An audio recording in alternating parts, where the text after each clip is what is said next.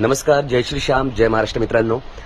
महाराष्ट्रातून बऱ्याच ठिकाणावरून मला कॉल आलेत. मुंबई, पुणे, त्यानंतर कोल्हापूर, नांदेड, नागपूर, बऱ्याच जिल्ह्यातून फोन आलेत की तिथे राहण्याची व्यवस्था कुठे आहे श्यामबाबाच्या ठिकाणी, आणि जयपूरला सुद्धा राहण्याची व्यवस्था कुठे चांगली मिळेल, किती रुपयांमध्ये मिळेल. तर अगदी शॉर्टमध्ये तुम्हाला सांगत आहोत मित्रांनो. श्यामबाबाच्या दर्शनासाठी गेल्यानंतर खाटू श्यामला अगदी वाजवी दरामध्ये आपल्याला रूम्स अवेलेबल होतात. चांगले हॉटेल्स पाहायचे मित्रांनो. एक सर्वात महत्त्वाची गोष्ट लक्षात घ्यायची की कुठल्याही ऑटोवाल्याच्या मनानं ऐकायचं नाही. आपल्या मतानं सारासार विचार करायचा. तिथले लोक सर्व चांगले आहेत, परंतु बऱ्याचदा आपल्याला रूम्स जशी पाहिजे तशी मिळत नाही. बऱ्याचदा ते दाखवत नाही, तर दाखवायला लावायची. आणि बरेचसे 4-5 हॉटेल बघितल्यानंतर जे हॉटेल आपल्याला चांगलं वाटतं त्या ठिकाणी आपण रूम करायची. 1000 रुपयांपासून छान रूम्स आहेत, 500 रुपयांपासून मिळतात, परंतु 1000-1200 रुपयामध्ये सुंदर रूम तुम्हाला मिळून जाईल. तिथे खाण्याची व्यवस्था चांगली आहे मित्रांनो.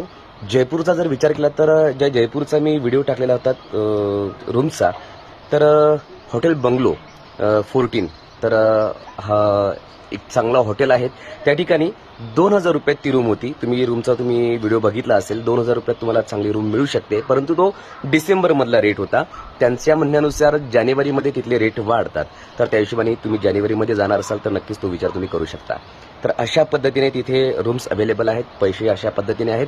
तर तुमच्या मनाने तुम्हाला जिथे राहायचं असेल त्या ठिकाणी तुम्ही राहा. सुंदर व्यवस्था आहेत, चांगले चांगले हॉटेल्स आहेत. 2000, 3000 किंवा 2 ते 5000 रुपयांपर्यंत खूप छान छान हॉटेल्स तुम्हाला मिळतात. तुम्हाला रूम छान मिळेल. तुम्हाला त्यानुसार तुम्ही रूम्स करू शकता.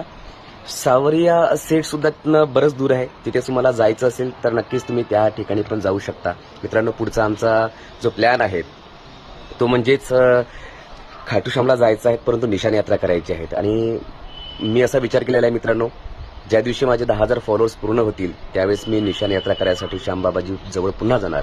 श्यामबाबाजींनी इतकं प्रेम दिलं, इतका आशीर्वाद दिला, खूप सारे अनुभव मला त्या ठिकाणी आलेत. ते अनुभव सुद्धा मी तुमच्याशी शेअर करणार आहे मित्रांनो.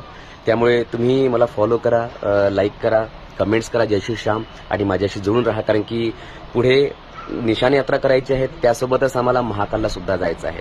तर त्यासाठी माझ्याशी जोडून राहा. असे ब्लॉग मी बनवत राहील, असे व्हिडिओ मी बनवत राहील, आणि त्या ठिकाणची माहिती मी तुम्हाला सांगत राहील. तर मित्रांनो, जय श्री श्याम, जय महाराष्ट्र.